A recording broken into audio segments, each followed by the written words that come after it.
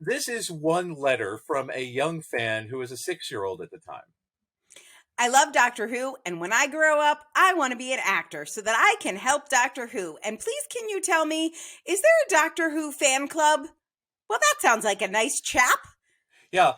This was a young man named Peter Capaldi, age 6 from Glasgow.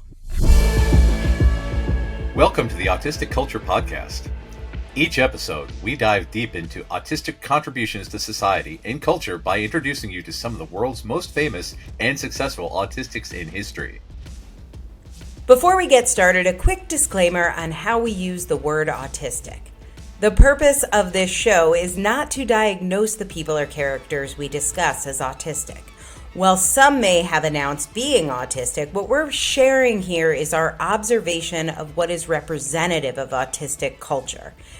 It can sometimes be difficult for autistic people to celebrate our natural tendencies and traits due to the perception of autism as a disorder that needs to be fixed, a long history of damaging medical interventions to try and get us to fit in with mainstream culture, and protective masking skills many of us have developed to try to stay safe.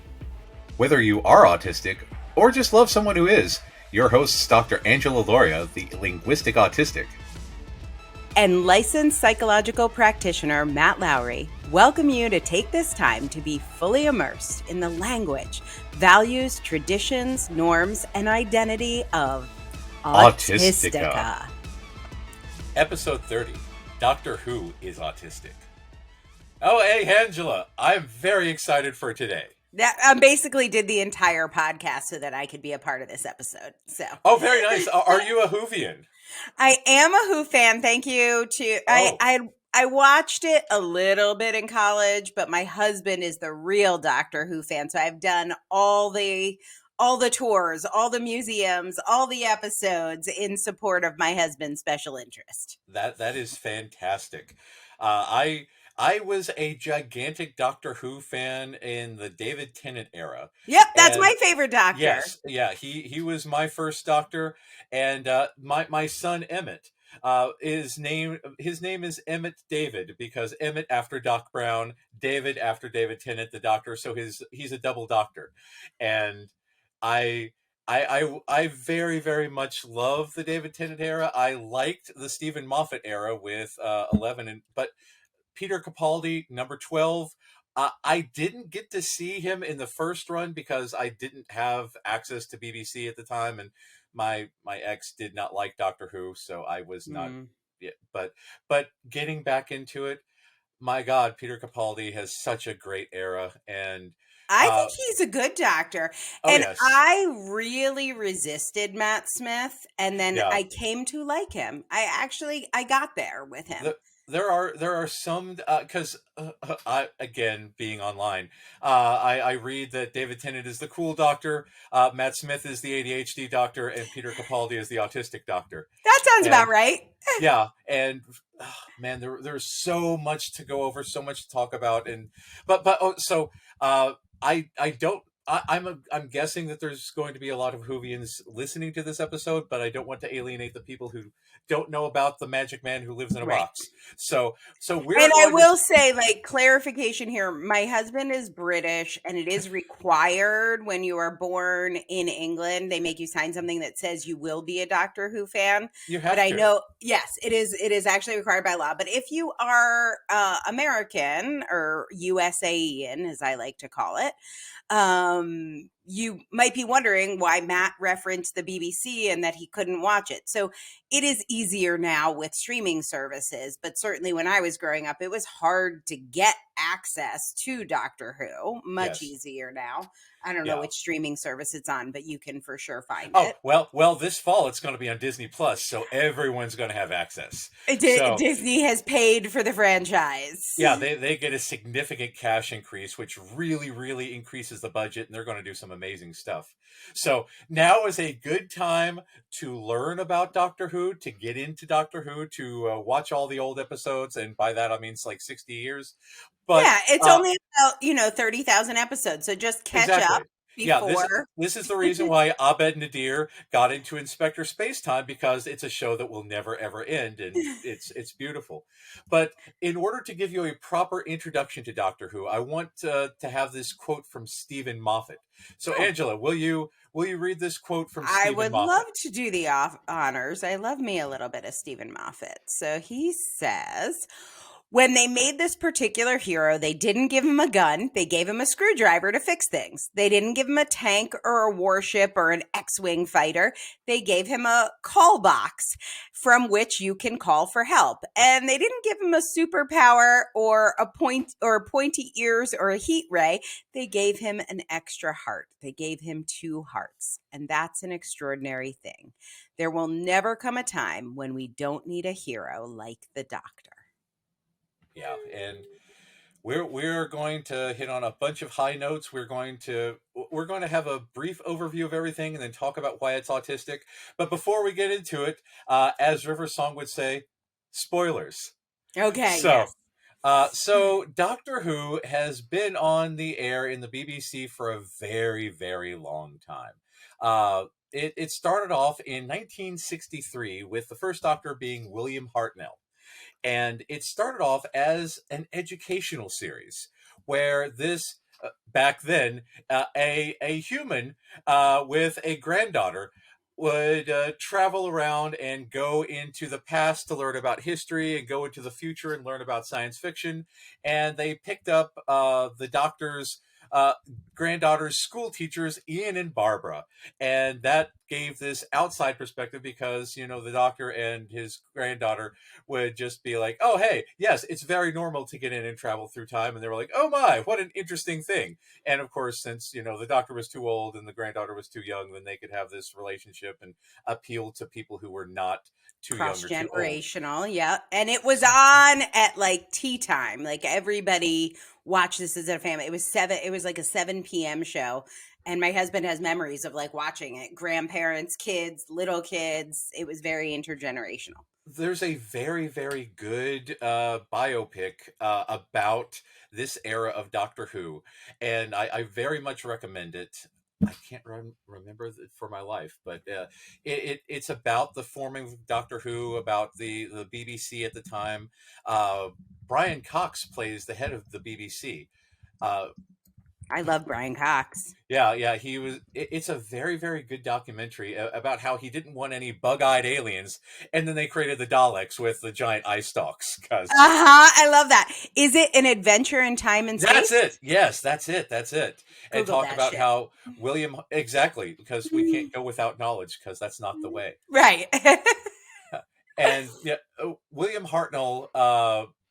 So here's a great quote from An Unearthly Child, the first ever episode of Doctor Who, and this establishes. Oh wait, this establishes who the character is, who his granddaughter Susan is, and Susan named the TARDIS time and relative dimension in space. So this is the quote.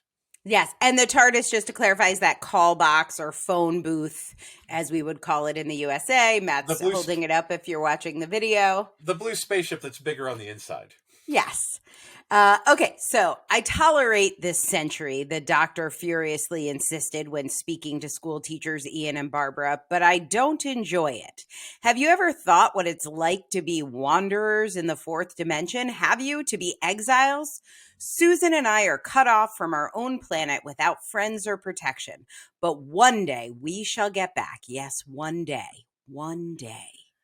And that's the thing, because they're initially human explorers and have this vague backstory, but this is the reason why they travel in time and space, and they go off and do things. And there again, a lot of people at the time became big fans of the Doctor's adventures. Fighting the Daleks, learning about space and time. This is one letter from a young fan who was a 6-year-old at the time. I love Doctor Who, and when I grow up, I want to be an actor so that I can help Doctor Who. And please, can you tell me, is there a Doctor Who fan club? Well, that sounds like a nice chap. Yeah. This was a young man named Peter Capaldi, age 6, from Glasgow. And Oh. he was a fan from the beginning, and because of events, he formed his own Doctor Who fan club and would periodically write to the writers, and if they did well he would praise them, if they did poorly he would complain. He would write to the costume department, he would write to the actors. He accumulated a great many autographs throughout and became a friend to William Hartnell and his wife Heather. And but anyway, this And that letter he wrote in 1964, he became the Doctor in like 2013. yes, yeah, Way yeah. to hold on Oh, and make your dreams come true, young there's man. a lot more to go in between there, but we'll come back to him. Okay. And we'll check in on young Peter and how he gets along with things. But speaking of Peter, in 1965, Peter Cushing was Doctor Who, more or less, because there was a non-canon set of movies, Doctor Who, DR period Who, and the Daleks, and Daleks Invasion Earth 2150 AD. And both of those are non-canon, and Peter Cushing plays a man simply named Doctor Who, who is his last name, with Susan and the teachers, and he invented the TARDIS in his backyard, and they just happened to get sucked into the Daleks, and the Daleks are very much like from the show, but, you're dealing with a human. Very much non-canon, had to do with the rights of distribution, all this other interesting stuff. Later on in canon, it turns out the Doctor Who was a friend of Peter Cushing, and Peter Cushing says, here, why don't I fictionalize your life? And the Doctor said, oh, that sounds fabulous, do that. So it's a movie in the series, in real life, because wibbly wobbly tommy wimey things. But anyway, the second Doctor was, so William Hartnell, the first Doctor, really, really loved being the Doctor, but his health was not great. And he was an older guy. He was missing his marks. He gave it his all, but gradually the cast members started to move on, and the crew members started to move on, and he realized that he had to leave, but he didn't want Doctor Who to end. So they came up with this idea: what if the Doctor was of a species that could regenerate into totally different people? And he was like, well, I mean, it's not great, but at least Doctor Who will live on. So then in 1966, Patrick Troughton took over as the second Doctor. And he was a more playful attitude with some dark undercurrents, very sharp guy, sort of embodying the first Doctor, but going his own way. The third Doctor was John Pertwee from 1970 to 74. And then he was exiled to Earth because it became very, very expensive to travel in time and space. And the Time Lords budgets were tight. Exactly, said, yeah, you can't be traveling in time and space anymore. So that's when, Doctor Who became Earthbound in the 1970s England. So in 1973, we get another fan letter from young Peter Capaldi about the current state of Doctor Who. Oh, no, wait, sorry, that copied and pasted the wrong one. So he is still writing in this young Peter Capaldi. He's got things to say. Let's hear. So this is, there we go, 9 years from the first letter. He says, may I congratulate you on your excellent Doctor Who special. The articles, photos, and especially the Terry Nation Dalek story with the twist in the tale were excellent. The Dalek construction plans will have no doubt inspired many a school to build their own Daleks. Who knows, the country could be invaded by an army of Daleks. But we'd be safe as we have Doctor Who to protect us. Your special has certainly made the year for Doctor Who fans. A rather sad year due to the untimely death of the Master, alias Roger Delgado. But I hope that in 15 years' time, in 1988, you will publish another special to celebrate 25 years of wandering in time with the Doctor. Peter Capaldi, age 15. Oh my God. Because, as you do, Things to say. there are a certain percentage of people as we do, who are very, very interested in how to make your own Dalek. Right. How And to I'm make your sure own there'll be an things. explosion of Dalek construction now Yes. that you have published the construction plans. Yeah, because no doubt every school in the country will build their own Daleks.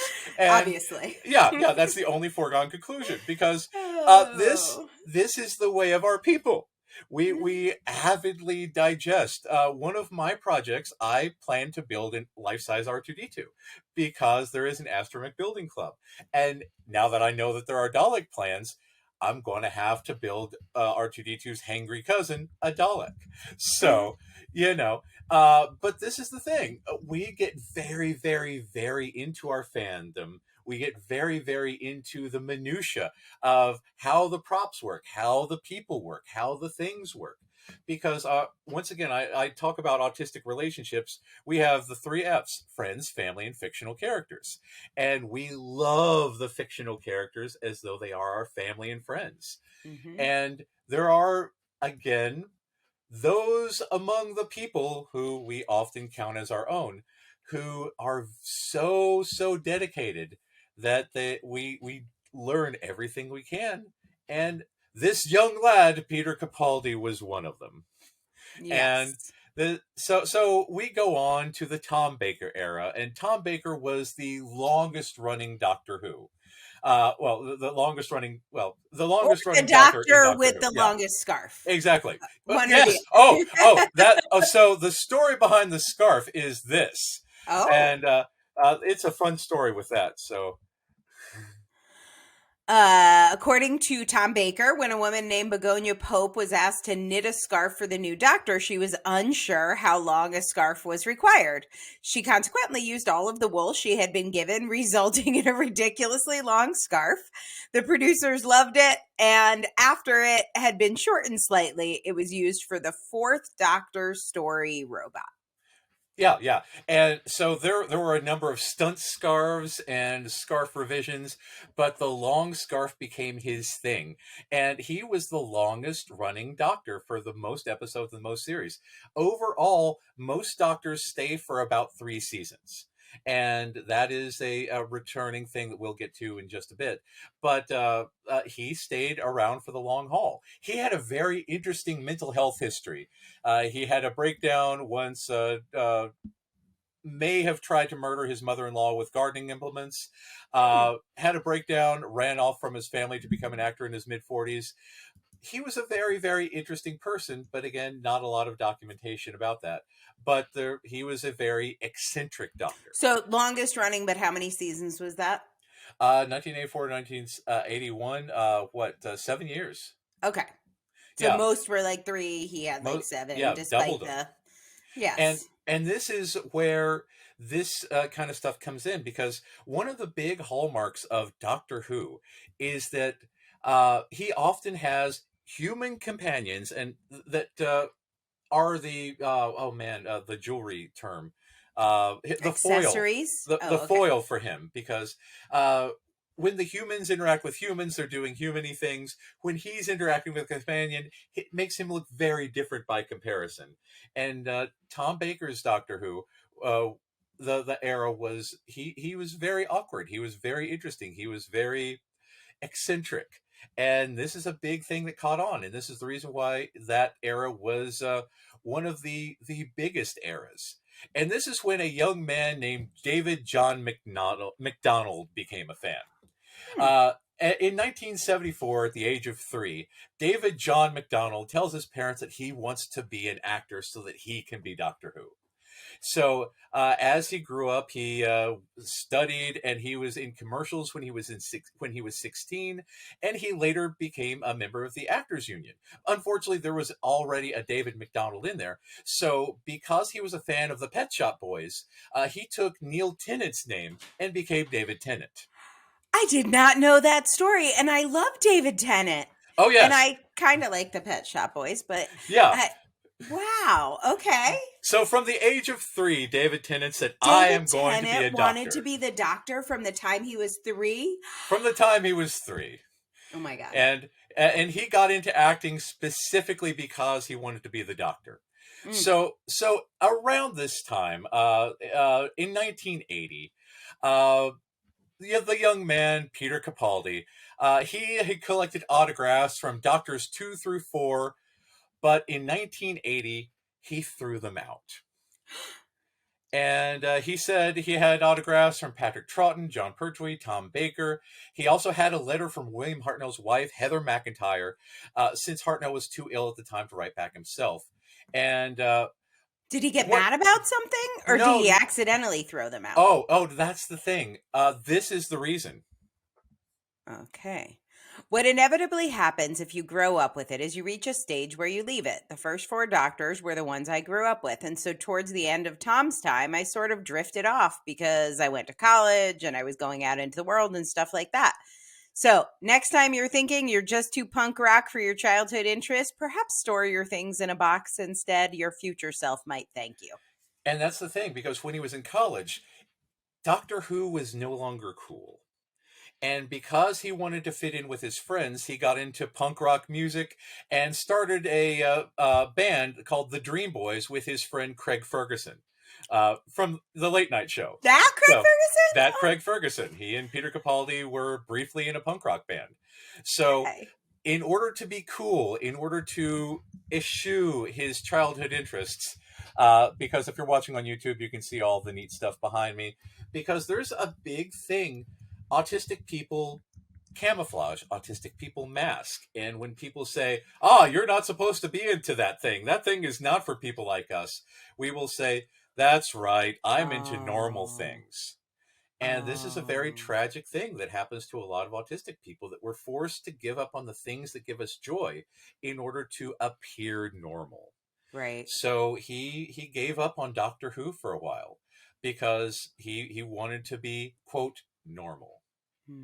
And that was tragic because he had such a museum of very personal Doctor Who memorabilia.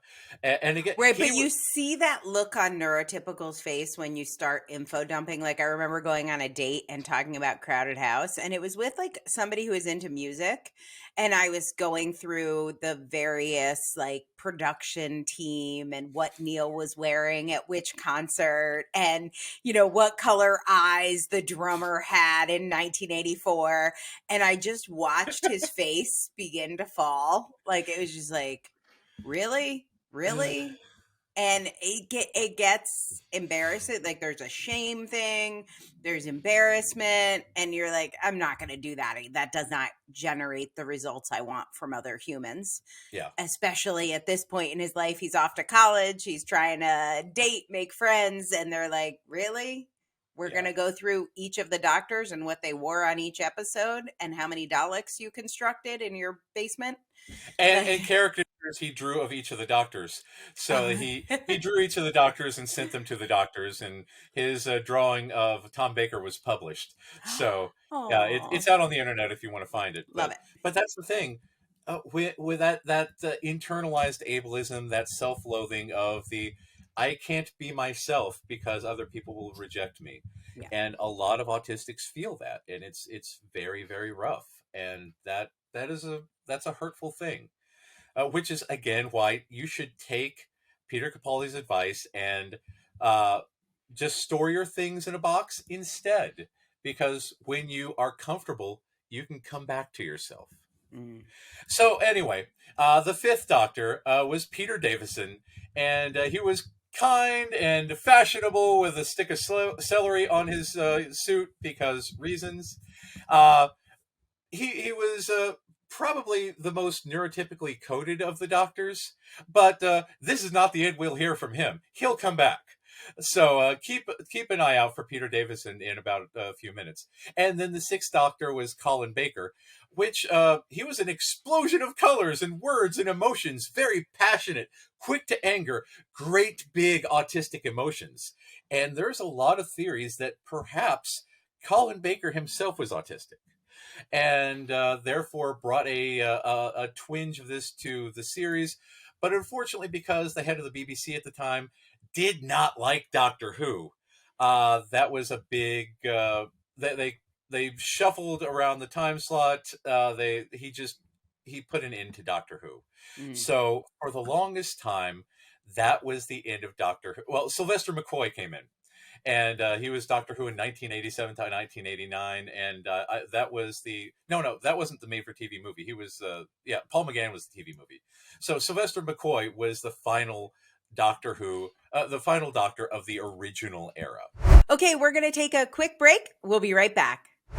We love sharing stories of autistic culture, and if you are seeing yourself in any of these stories, and you're wondering if maybe you're one of us, or maybe you're already diagnosed or self-diagnosed, and you want to know if Matt can help you live your life better and be more authentically autistic, check out his website at mattlowrylpp.com.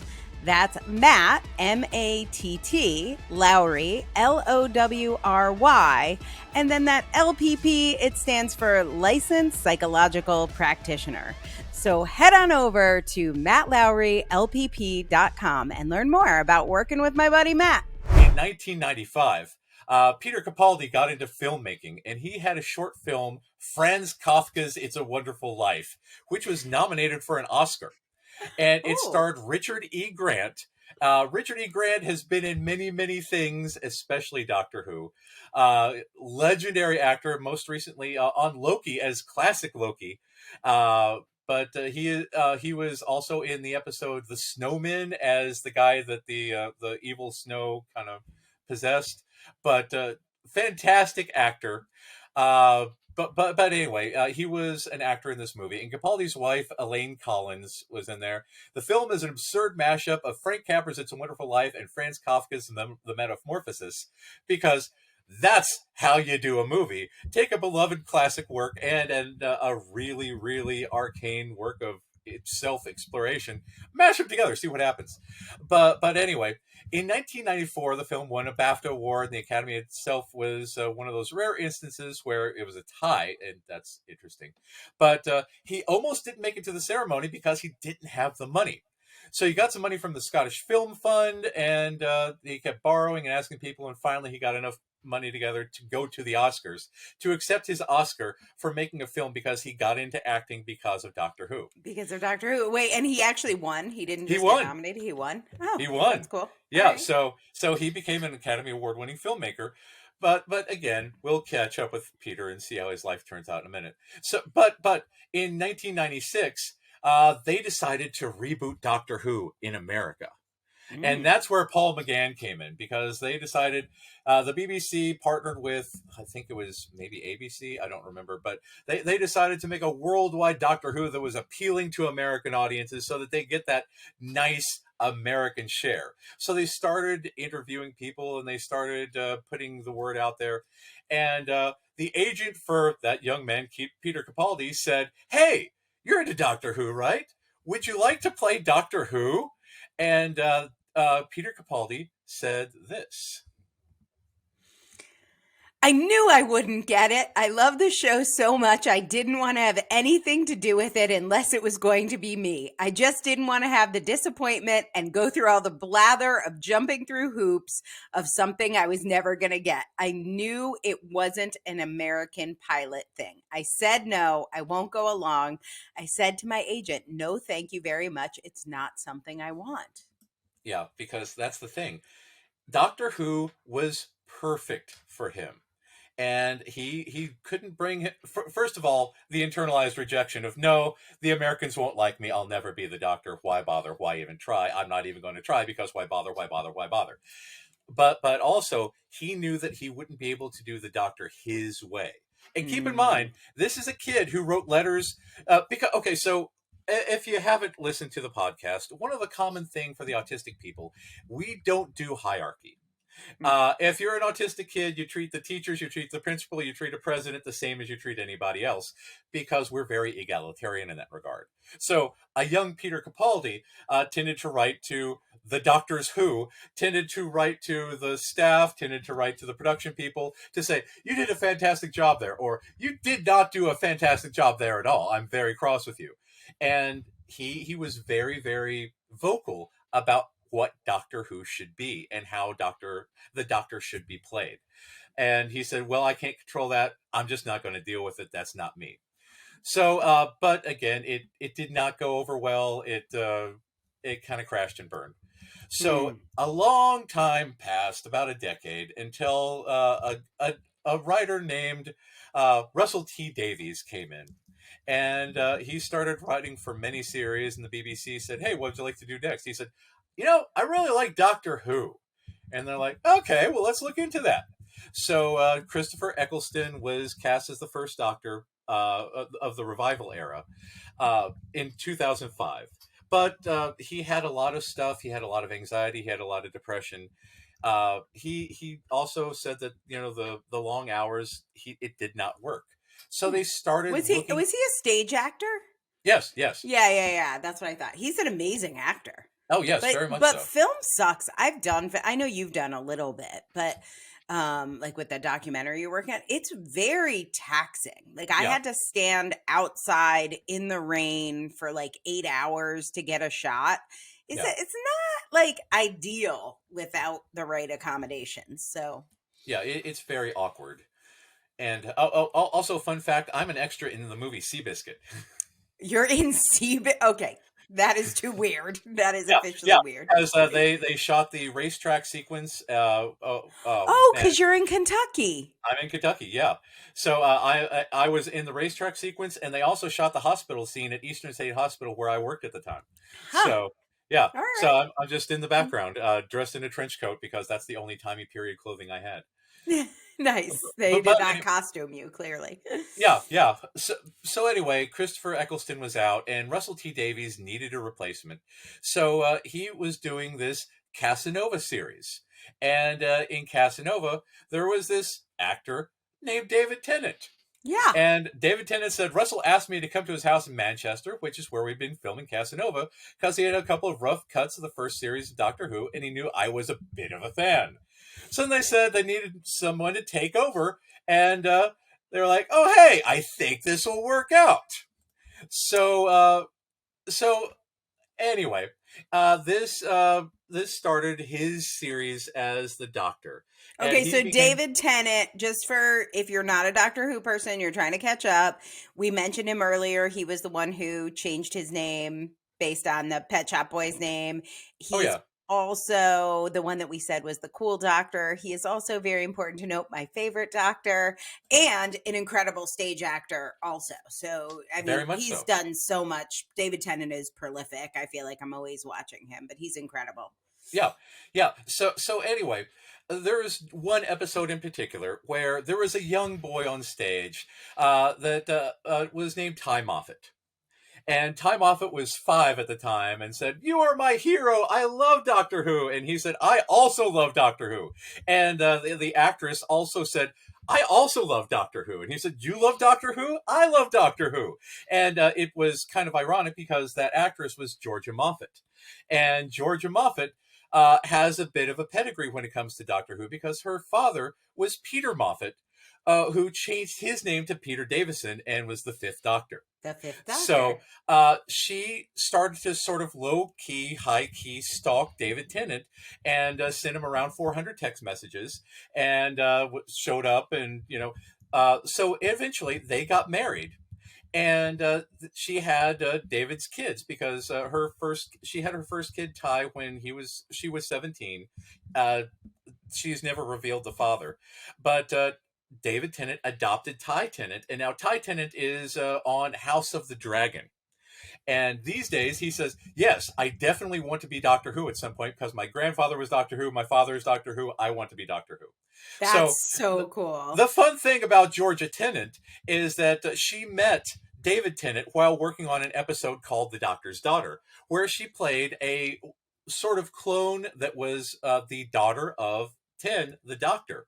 And she was also Peter Davison's daughter. So the Doctor's daughter was in an episode of The Doctor's Daughter, playing the Doctor's daughter, and then she had the Doctor's daughters. So it's kind of neat. Cool. That's so cool. I love that. I do feel like there is a future where Ty Tennant will be a Doctor. Oh, he has to be. Yeah. And then in 2000, so the Doctor had a few companions. Rose, of course, with was an epic love story, and so many things. Oh God, oh the Doctor. Oh, who is the second companion after Doctor? After Rose, Doctor. Ah, I can't remember the Doctor's doctor. Ah, Uh, uh, I'm trying to remember who it is. Who is it? Who does it look like? What does it look like? oh God, Martha? Martha. Yes, Martha Okay. Jones. Martha Jones. Okay. Okay, so David Tennant had Rose, Martha Jones, and of course one of my all-time favorites. Catherine Tate. Oh God. Oh, my brain. Why did my brain just fall? Who is Catherine Tate? Oh my God. What is Catherine Tate's name? I do love her. She's one of Ah. my favorite companions. Oh, good Lord. And Oh. Oh so my God. so the whole So listeners at home, you're probably screaming, and I they're can't like, hear you what because is again, you're in wrong the with us? future. Why can't my brain pull that name again? I'll pull that in a minute. But anyway, this in one episode, the fires of Pompeii, which is one of the greatest all time episodes.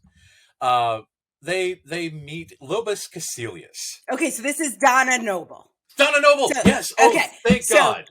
Okay, Yes. so just to explain, the Doctor, and I know Matt's talked about this before, but the Doctor always has a sidekick. The sidekick is called a companion. The human. And David Tennant had this sidekick who is a human, who's Donna Noble, who is played by an incredible actress named Catherine Tate. I actually saw Catherine Tate and David Tennant doing Merry Wives of Windsor or something. Oh, neat. Some Shakespeare play. Like, they were amazing. I have signatures from the stage door from both. Oh, that's excellent. So I love both of them, but I was not with you. So the Pompeii episode, which is an awesome episode, back to that. So anyway, in this episode, it's one of Donna Noble's first episodes. She's hilarious. So again, the companions for David Tennant's Doctor. Rose was very much a romantic interest. Martha Jones was. She liked the Doctor, but he was heartbroken, couldn't really get into it. So she was very much a foil because she was also in training to be a doctor herself. Right. Very good. Donna Noble, very acerbic, quick-witted, would called him skinny, was very hilarious. They had a very great thing. So anyway, one of the first things they do, she says she wants to go to Rome, and the TARDIS translates everything except for if you speak Latin. In Latin, it changes it to British, Saxon. Yeah. So, but anyway, they go to, and they accidentally land in Pompeii the day before the explosion. And of course, they find things are afoot and they happen, but they meet this man named Lobus Caecilius, local stonemason. He's an artist, and his family, and they welcome him in, and they have a lot of things. And this man was very pleasant to be around. This man is played by Peter Capaldi. And he finally got in the door to be on Doctor Who as this secondary character, Lobus Caecilius. And at the end of the episode, so there's a rule in Doctor Who that there are fixed points in time that you can't change. Like Pompeii. Like Pompeii. The Doctor could not stop Pompeii from exploding and killing thousands because that's a fixed point in time and he can't do it, says the rules of the universe. But Donna Noble, because she is Donna Noble and goes on to be the most important woman in the universe because of reasons, she says, just save one person. One person, go save one person. So as the fire and as the ash is raining down and everyone is screaming, the TARDIS shows up and they get Lobus Caecilius and his family into the TARDIS and rescue them because you can't save everybody, but you have to save just one person. And this becomes important later on when we get into the 13th era. But anyway, yes. it was a very meaningful moment in the Doctor's thing because, again, with our justice sensitivity, we have to do good. We have to do what is right. We have to follow the rules, but we have to do what is right. So he had to follow the rules of time and space. He couldn't avoid the fixed point in time, but he could save just one person. Which I mean, Yeah, that episode, the doctor broke the rules about changing history, but we like to do it creatively. He yeah, didn't yeah. break it all the way. We have to do what is right, regardless of what the rules. Because that's the thing. If the rules do what is right, then we have no problem with it because it's fair and just. If the rules go against what is right, we have to get creative and do what is absolutely morally right. Mm. And that is the way of our people. Yeah. So And I Dave. think Catherine Tate is coming back Oh yes, she for will be back in. the bridge Yeah. So season. so if when Doctor Who comes to Disney Plus this fall, she and David Tennant are going to be on there. She had to have her memory erased in order to keep her brain from exploding. Long story, but Neil Patrick Harris is going to cause her brain to explode. David Tennant has to come back and save her. There's a thing to go about all that. But anyway, Donna Noble was a very strong, independent, strong-willed character. And this is a big thing about Russell T Davies. Russell T Davies also fleshed out Doctor Who's supporting cast, like Captain Jack God, Harkness, not Sparrow. I want to say Captain Jack Sparrow. Very similar characters, Yeah. but Captain Jack will, go for anything that moves. Very, very interesting character.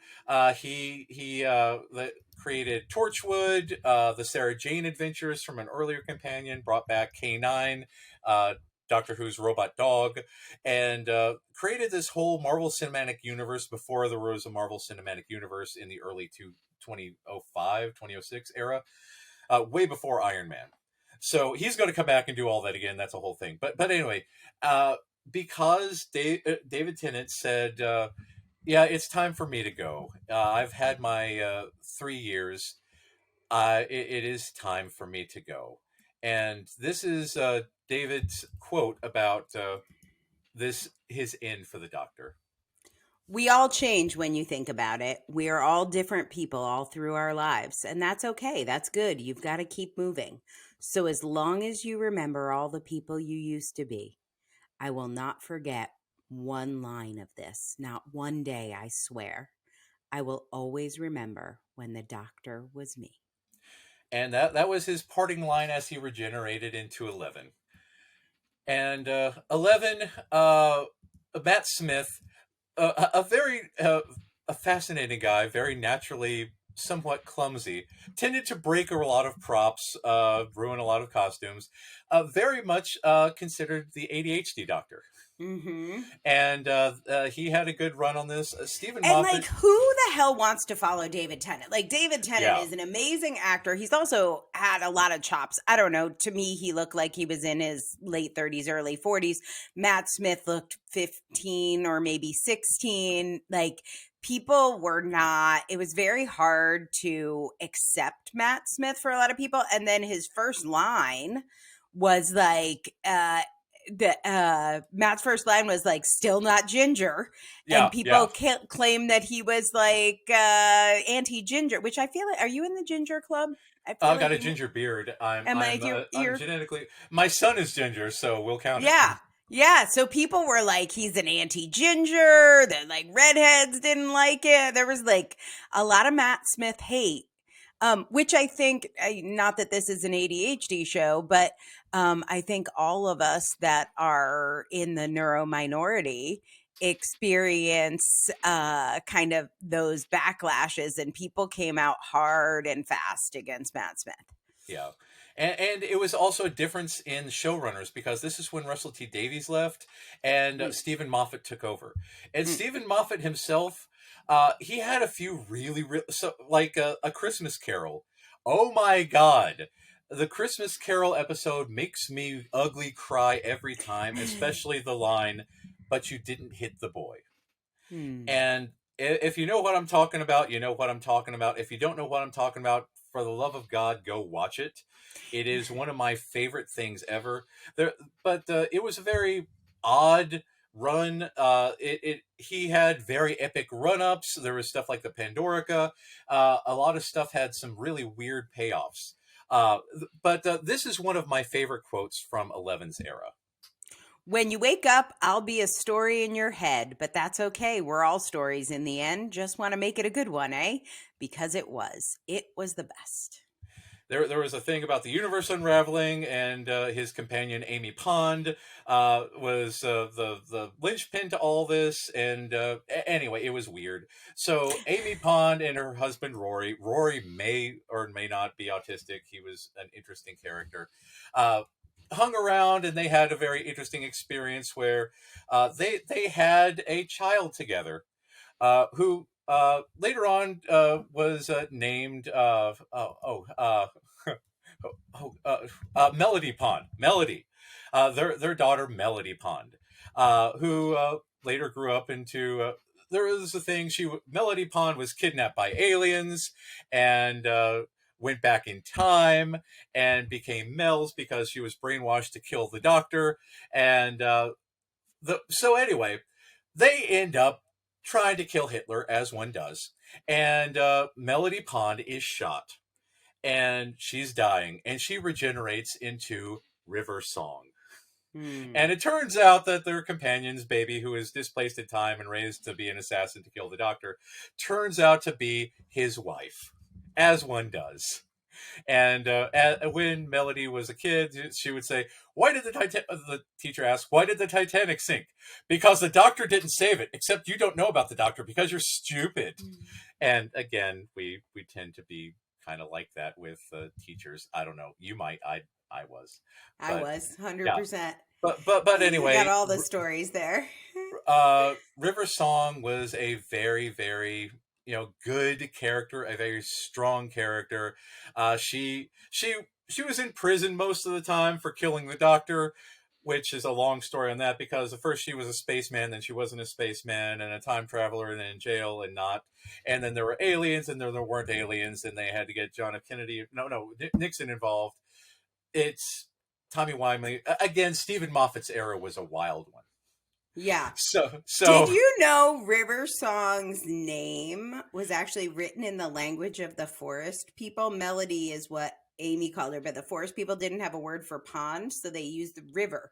So neat. River is actually pond, and Melody is song. I love that. So That's River so cool. Song is Melody Pond in the forest people language. So. Exactly. It again, there are some really good gems in this. I want to talk about this just for 1 second, just to tie it back to autistic culture, because this is one of the things I think that resonates with autistic culture. Is it's such a robust world, and there are so many details, so much like fact finding, and a lot of times I think we can like pick it apart, think about it multiple ways. That might have to do with the fact we like to watch things over and over again so that we can understand it. And so having layers, being able to have all the different doctors because of that regenerative theme, you can make connections. I think there are some reasons why Doctor Who resonates so much inside of autistic culture. And then obviously there are some key autistic characters. I know we're about to get to a big one right now. Oh, very much. Two big ones. And yeah, so anyway, Matt Smith lasted until 2013. And then in 2013, they needed a new doctor. And through various contacts and for various reasons, Peter Capaldi stepped up and said, "I think I'm ready." So once again, he had already previously been on Doctor Who as Lobos Caecilius, the man from Pompeii who was saved. So when he shows up with this man's face, a lot of fans were like, that's an interesting coincidence. But Clara, I want to pronounce it American. Clara, which is Clara. That's how Peter says it, but we'll just call her Clara because we're American, we're USAian. Yeah. But she says, hey, and he comes to this conclusion, I know why I deliberately regenerated into this face. Why? What is that for? And he says, to remind me to hold the mark. I'm the doctor and I save people. And that was the first time that the doctor saved someone in that Pompeii episode. And now that becomes who Peter Capaldi is as the doctor. This is a big hallmark of the Peter Capaldi era, because Peter Capaldi is often aloof, standoffish, but also incredibly caring. There is one moment where Clara says, You can't call her Clara. Yeah. All of a sudden, you're British just for one word. Yeah, there's one person in particular who is British but always has an American accent, and he will be laughing at this. But yes. This is the thing. They're walking through, and they said, "Is this your girlfriend?" He says, "Oh God, no." And she says, "I'm his carer." Implying that he's an invalid, and she said, and the doctor says, "That's right, she's my carer, so I don't have to." And he's very blunt, he's very sarcastic, he's to the point, but he's got an enormous heart. And this is one of the biggest things about him, because with like the Zygons, okay, so the Zygons are essentially, let's call them Planet of the Tongue people, because they look like enormous tongues, right? Okay. So there's an invasion of these tongue people, and they're shapeshifters, and they blend in with humans, and you can't tell who's who. And Unit, essentially the Britain's Men in Black, want to set off a bomb to kill all of them. And he says, "No, we can't do this, because this is not the way. There is absolutely no way. You need. I've fought so many wars. He keeps genociding the Daleks on a semi-weekly basis, but you can't do this. You have to learn how to live together." And that's where Petronella Osgood comes in, because she follows the Doctor. Another Zygon impersonates Petronella Osgood. She has a scarf just like the fourth Doctor. She has an inhaler because she's got allergies. And this other one impersonates her, and you can't tell them apart, and neither of them tells which is which. And they both have identical boxes for a button to take to kill everybody, and you can't choose which is which, because you can't kill a whole race of people, because that's bad. And so there's a quote from him about war, but it's like a 5-minute long quote. So please check out the Zygon Inversion. It's a great episode about war. But I want to say 3 of my favorite quotes from Peter Capaldi, because he's got, again, keep in mind that this is a man who repeatedly had his input during his time as Doctor Who, because he's no longer just a boy writing to say, yes, you should do this, no, you shouldn't do this. He had a very great deal of control in the writer's room and during the production, and he knew what the Doctor should be like. So and obviously I know, like, Peter Capaldi has many attributes of autistic culture, but is he actually diagnosed, or do we know? To my knowledge, he has never been diagnosed. I haven't heard anything bring it up, except for the fandom to say that 12 is probably autistic. Right. But I don't know about him himself. Right. But that character is coded autistic for sure. Very much so, yeah. I think these quotes will sort of show some aspects of that. Never be cruel, never be cowardly. Hate is always foolish. Love is always wise. Always try to be nice, but never fail to be kind. Human progress isn't measured by industry. It's measured by the value you place on a life.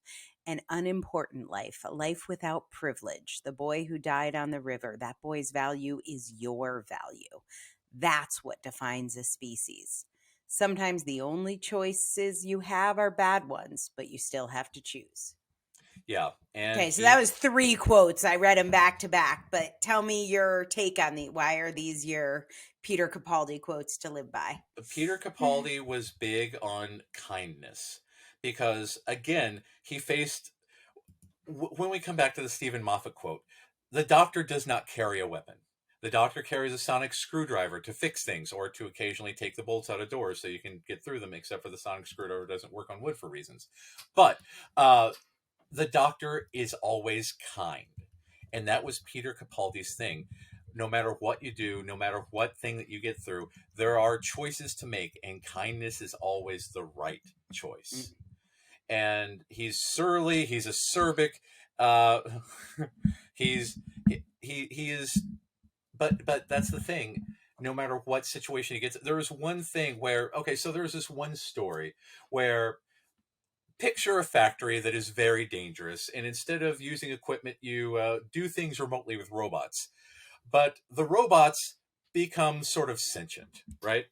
And the robots say, oh, wait, but that's the thing. These are not just robots. These are robots made from a vat of flesh, and they don't realize that they're robots. So they think that they're the people. And the people say, oh no, the robots are revolting. And the robots say, oh no, we have doubles. So the doctor shows up, and of course they're very fearful of each other. And he makes a great point to say, you need to understand the other side. You need to understand people. You need to understand who they are, because everyone's life matters. And again, with the whole there is no unimportant life. In all of my journeys, no one I've met is a nobody. That was an 11 one. But Right. this is a big thing about not fighting wars, but ending wars through kindness. And he very acerbic, very quick-witted.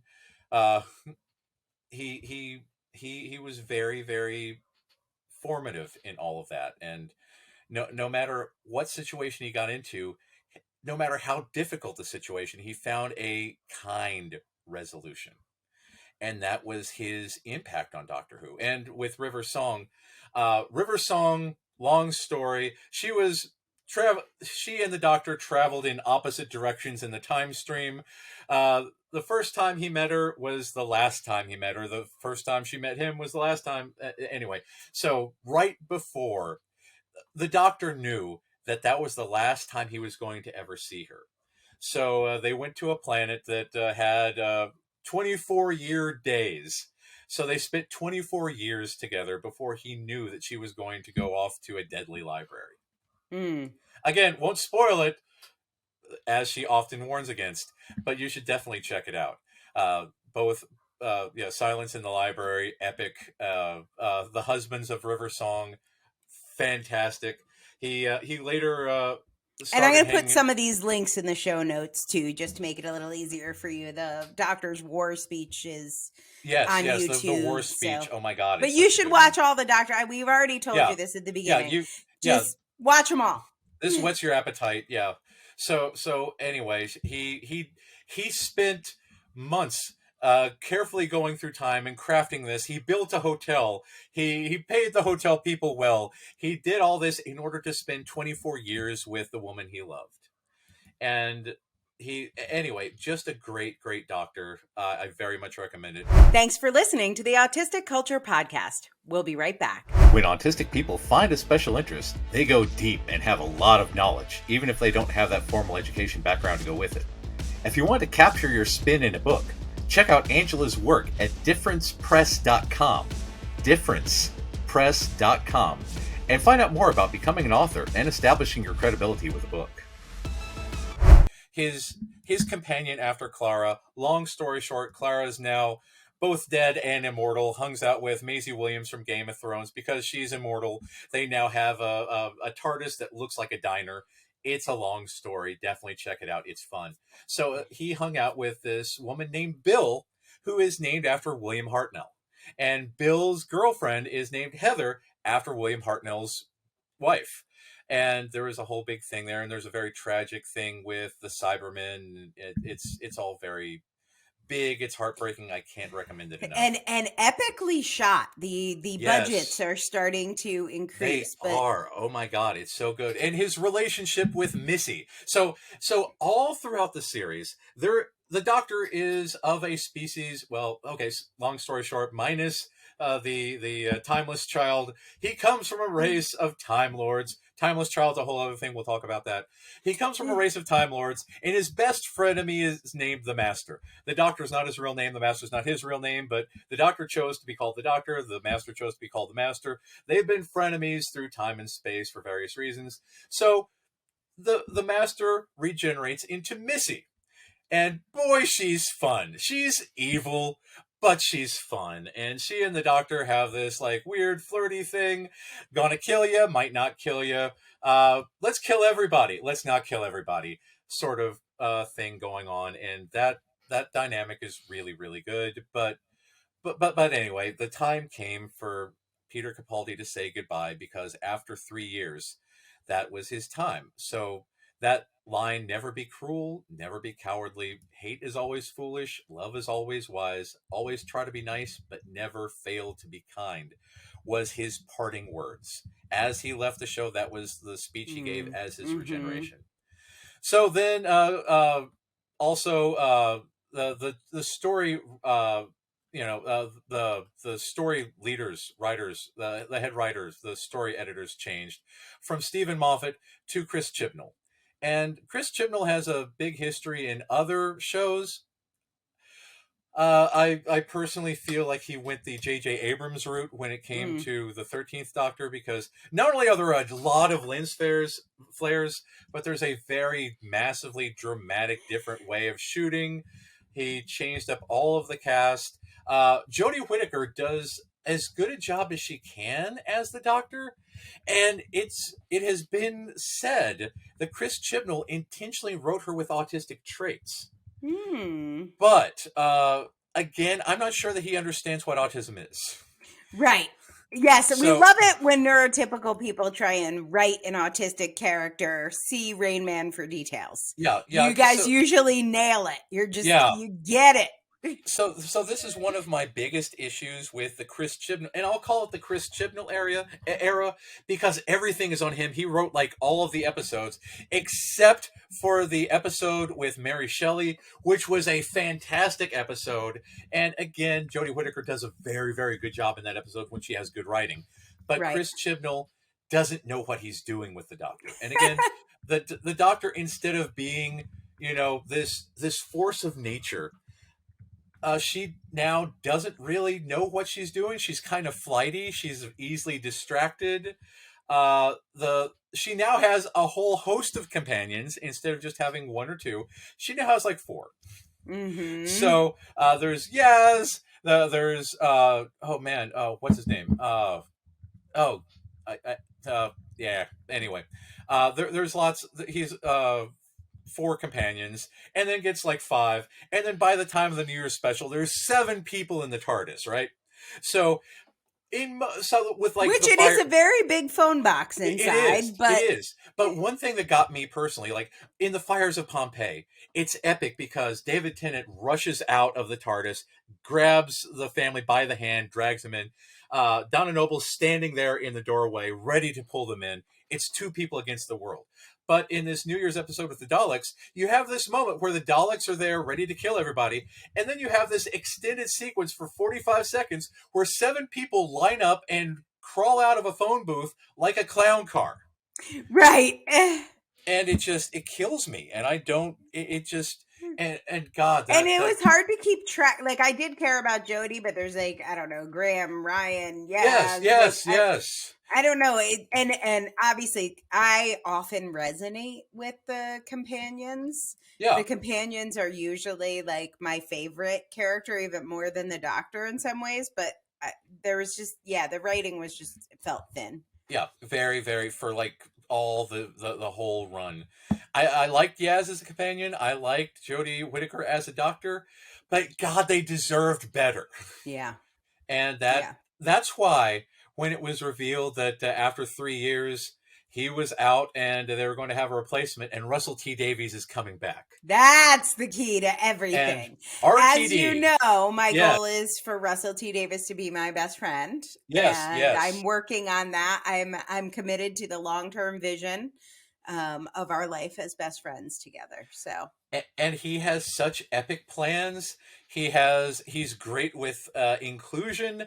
He's great about having a voice for everybody. He has epic storytelling. He made the Doctor Who cinematic universe before Marvel made their cinematic universe. So now that he's got some sweet Disney Plus money, I very, very much recommend you check out the trailer for the Doctor Who 2023 specials, because they are epic. I show them to people who are not current Doctor Who fans, and they say, my, that is certainly something that I actually genuinely want to see, because Neil Patrick Harris is the new villain, and there's going to be fighting David Tennant. Donna Noble is coming back. It's going to be cinematic and awesome and big. And so anyway, as a side note, Sarah Jane Smith was a companion from 3 and 4. She later came back in the first Russell T Davies era with the Sarah Jane Adventures, and she had a long history in both on screen and in print. The woman who played Sarah Jane died of cancer. But they still wrote stories, including the story Lily, which explicitly said that her granddaughter was autistic. So, canonically. But anyway, David Tennant is going to be the Doctor in 2023. Ncuti Gatwa is going to be David Tennant is now the Grover Cleveland of doctors, because he's both Right. the 10th Doctor and the 14th Doctor. 22 and 24. Exactly.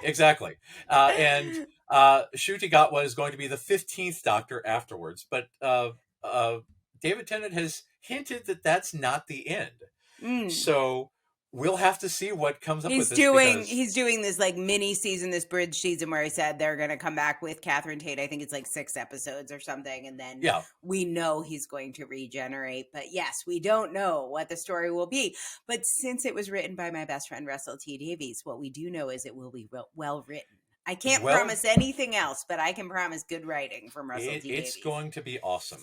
And then we go to the future with Ty Tennant, who is David Tennant's now stepson, and Ty calls David Dad, so we'll just say David's son. So he wants to be the Doctor, so he's coming up with that. And it turns out that we've already seen the 45th Doctor, because again, there's a thing about the Timeless Child and the Lost Doctor and all this other stuff, but again, I think it's going to be retconned because of reasons.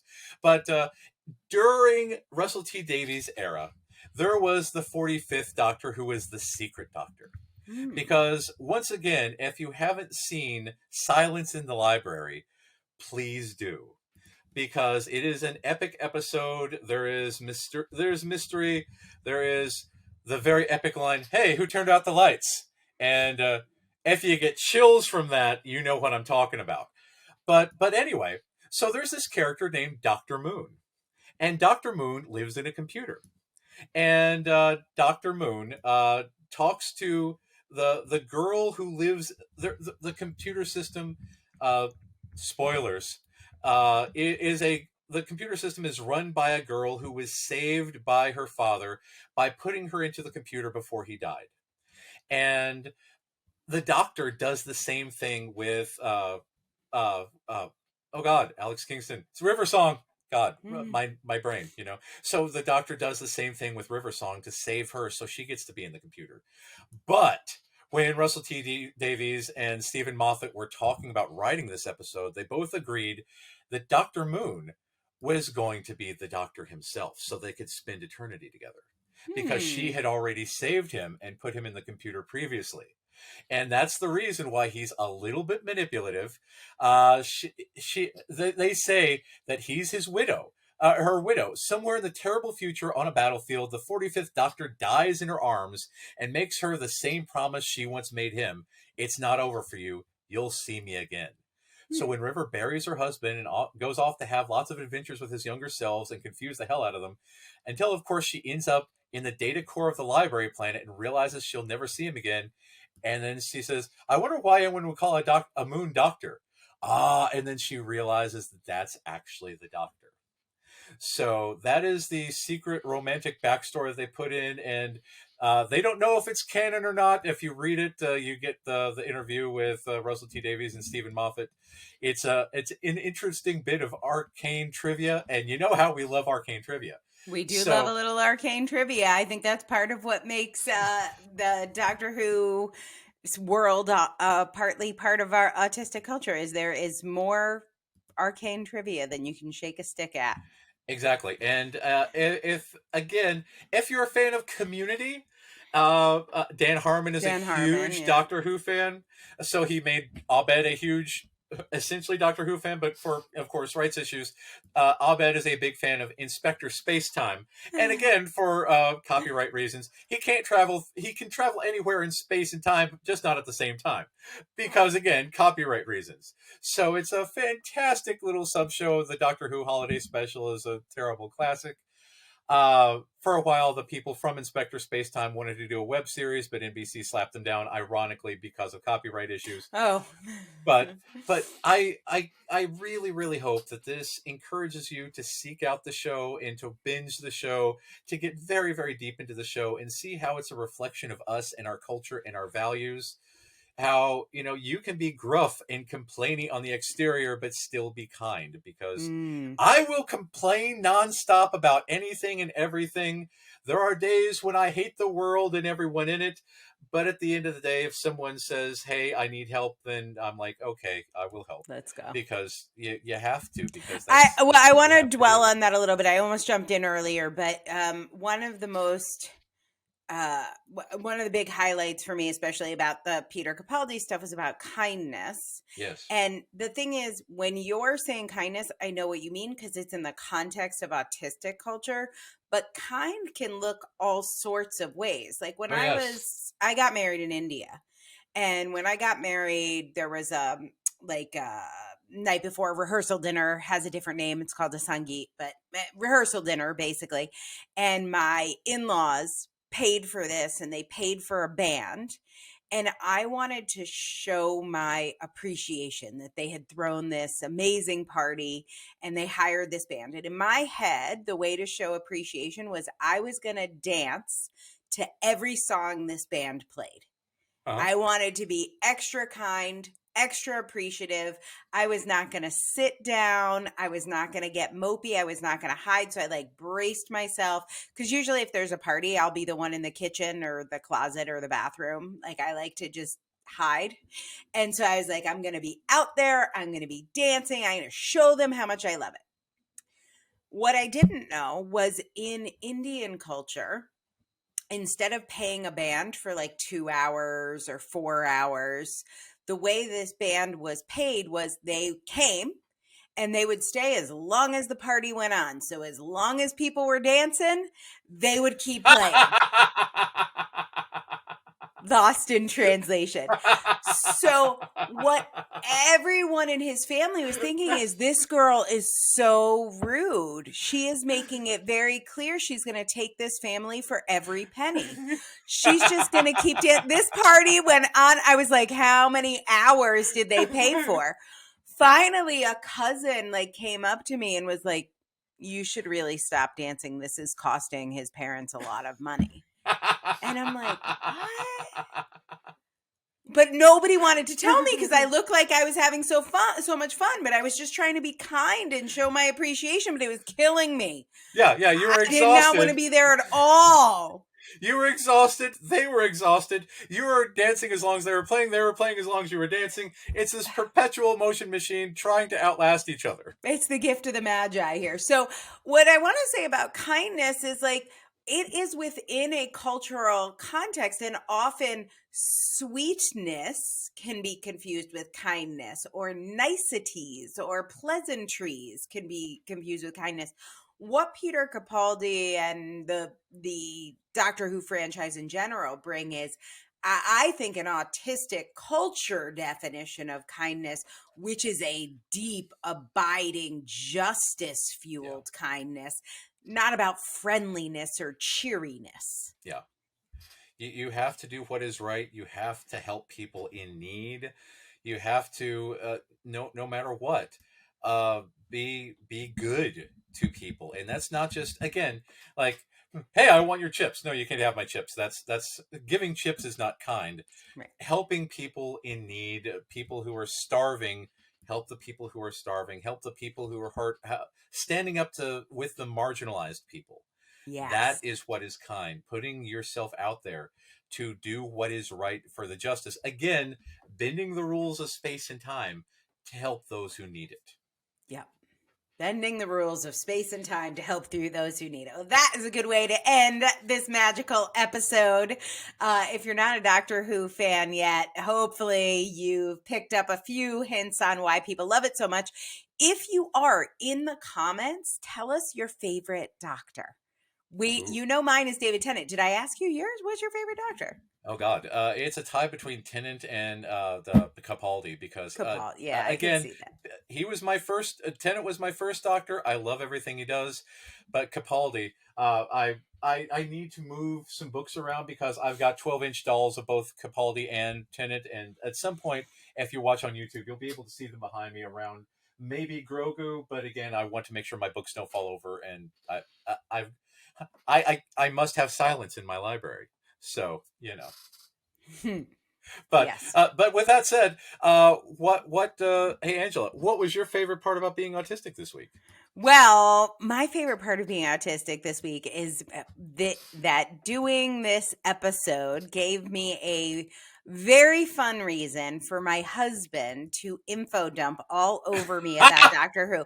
And if given the option, he would info dump every day about Doctor Who, but I don't usually give him the reason. But this was that reason. So the fun Doctor Who trivia that I will share with you is we didn't talk much about Colin Baker, who's Doctor Who number 6, probably the reason the show got canceled and definitely lost a whole lot of funding.